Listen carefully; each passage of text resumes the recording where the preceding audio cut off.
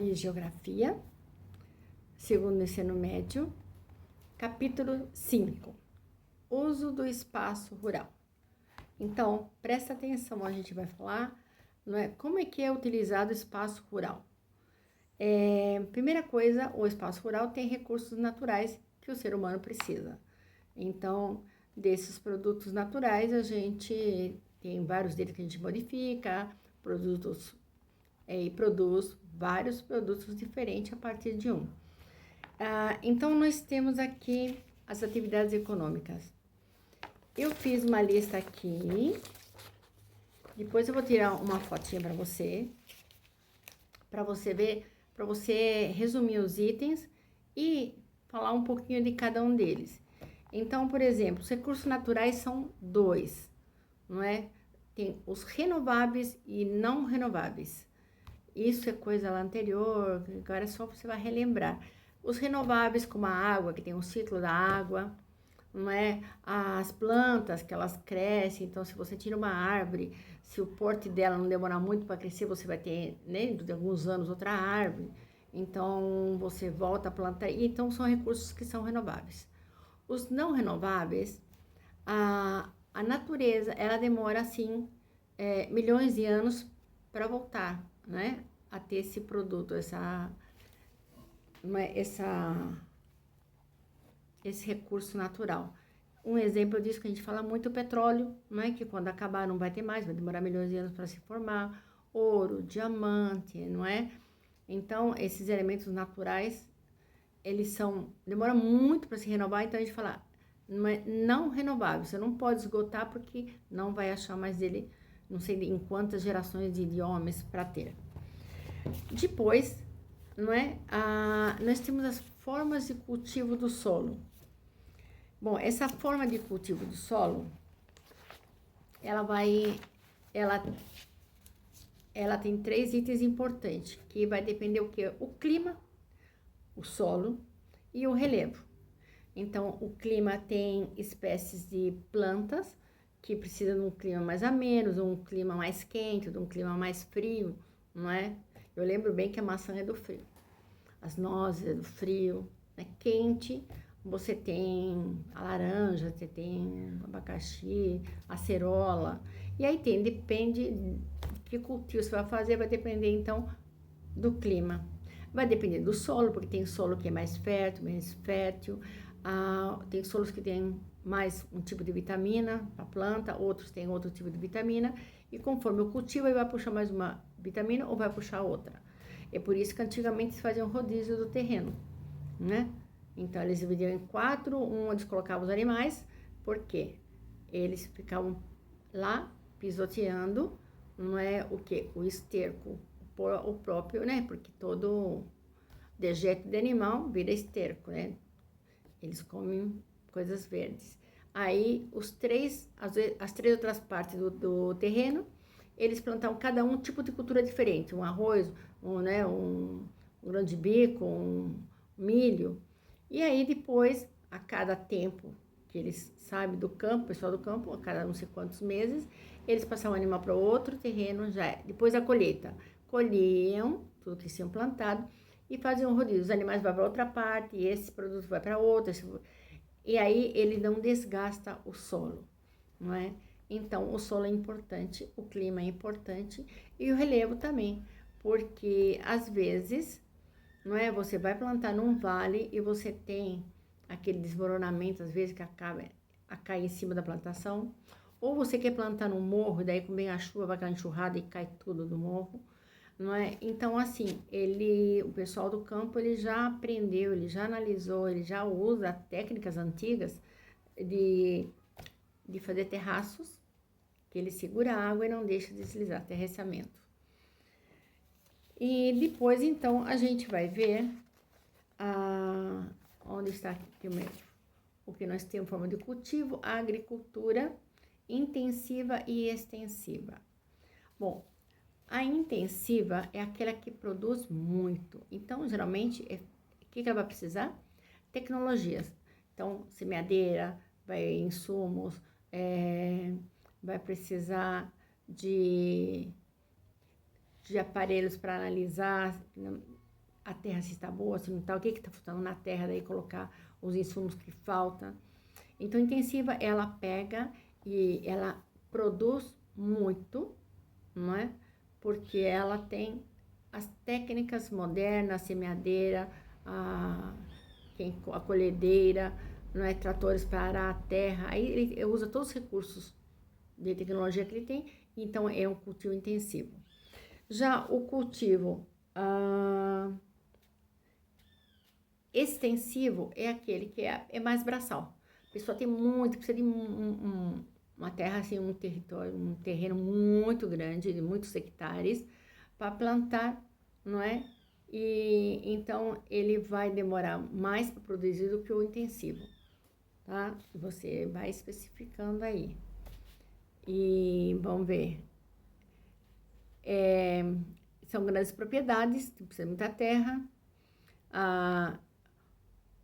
Técnicas e ferramentas mais tradicionais, né? Mas desde a antiguidade, e trabalho braçal. Depois nós temos aqui agricultura de subsistência. Bom, de subsistência você já aprendeu que são pequenas propriedades que os donos trabalham, né? E é sustento da família, mais um agregado, outro, às vezes até um empregado, outro.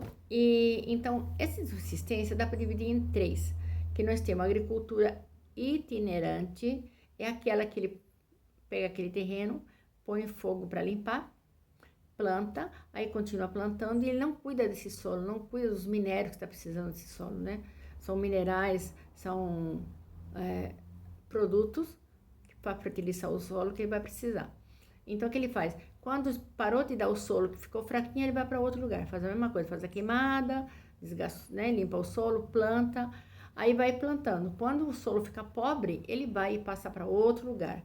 Por isso que itinerante que você vai andando, tá?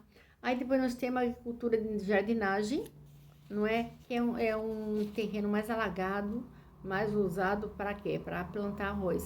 Não é esse tipo de grãos que precisa de muita água. E a agricultura de terraceamento são em curvas, não é que ele faz, curvas de nível, e vai fazendo as encostas, aquele lá, como nós falamos antes. Então, a agricultura de subsistência tem esses três tipos aqui.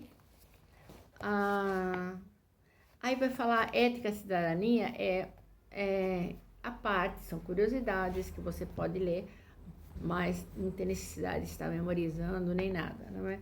Está falando que eles vão para fazer esse esquema da terra na África, não é?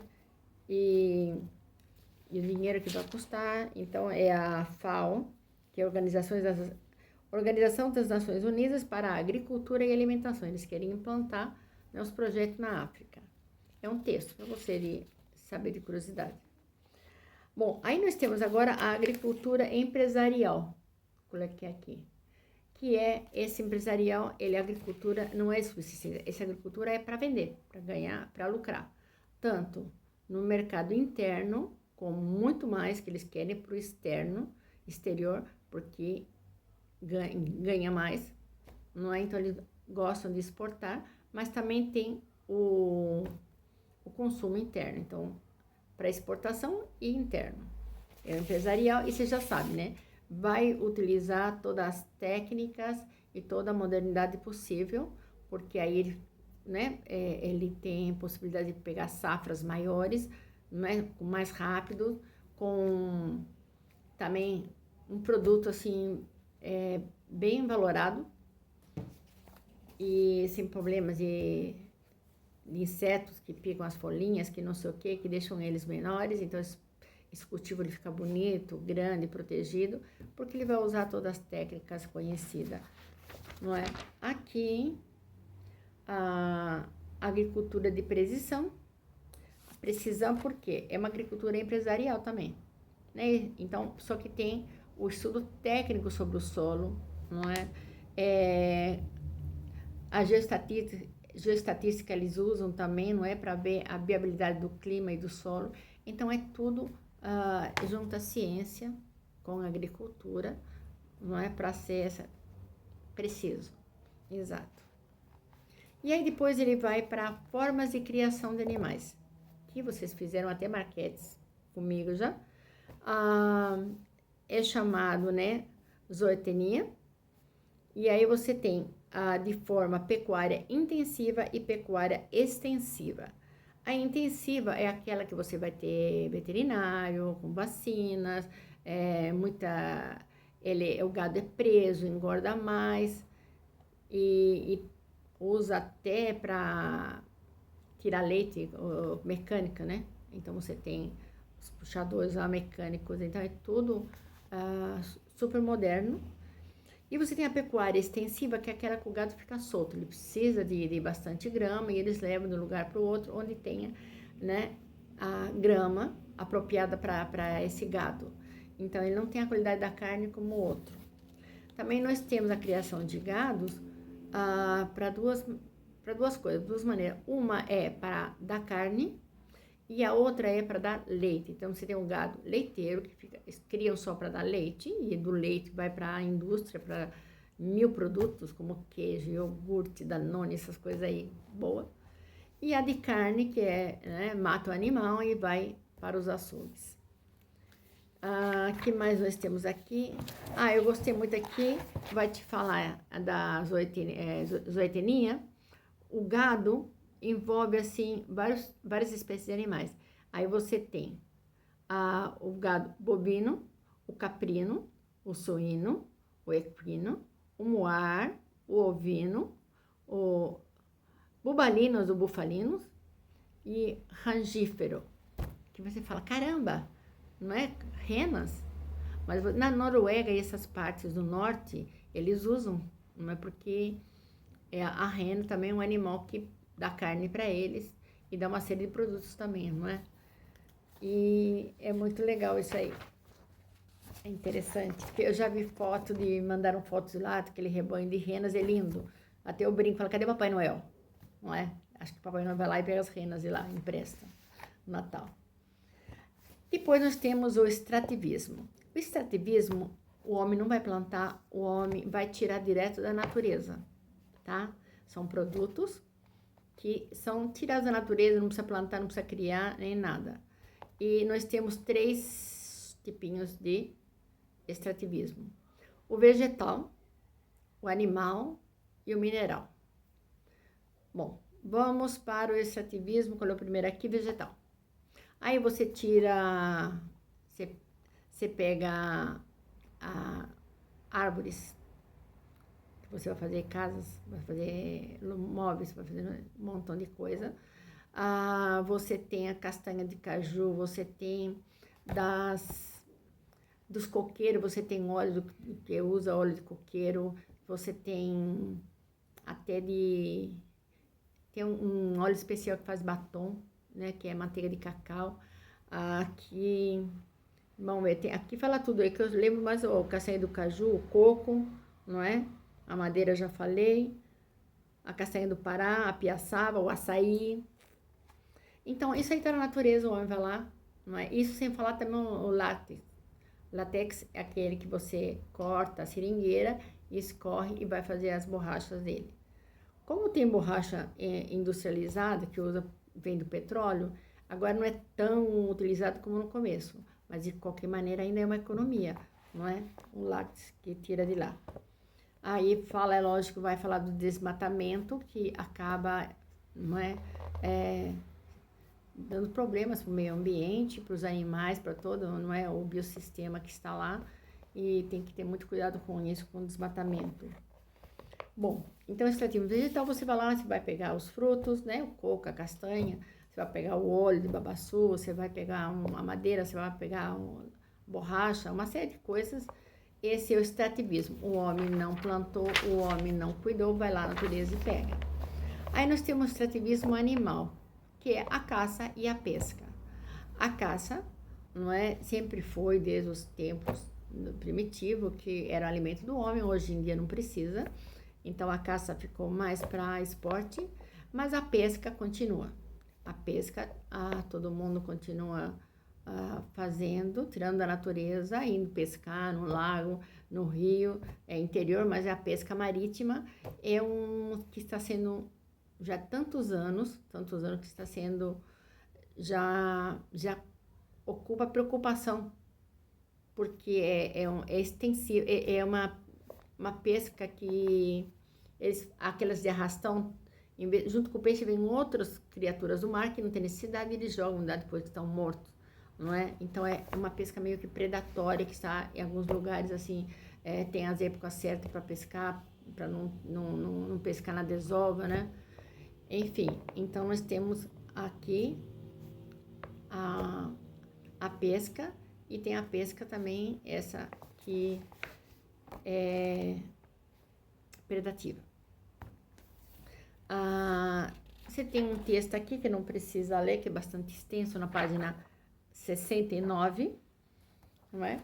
Mas você pode vir já para o extrativismo mineral, que é, então, ouro, diamante, carvão também, que é mineral, não é? E é o ferro que é muito usado, e isso daí tem que ter cuidado porque, por exemplo, achar ouro vai usar o mercúrio, que vai para a natureza, vai para a água, mata os peixes, e quem come os peixes ou toma água também tem problemas, então também é um problema a resolver. O extrativismo vegetal tem aqui bastante, tem umas fotos legais para você ver, tá? E você entender, né? Então, uma atividade econômica das mais importantes porque você usa muito esses minérios, tanto para fábrica como para joalheria, né? Então, acaba aqui na página 71 e você tem então o esquema de compreensão que vai até a página 76. Bom estudo. Se tiver alguma dúvida, quiser comentar, pode dizer, tá? E até a próxima.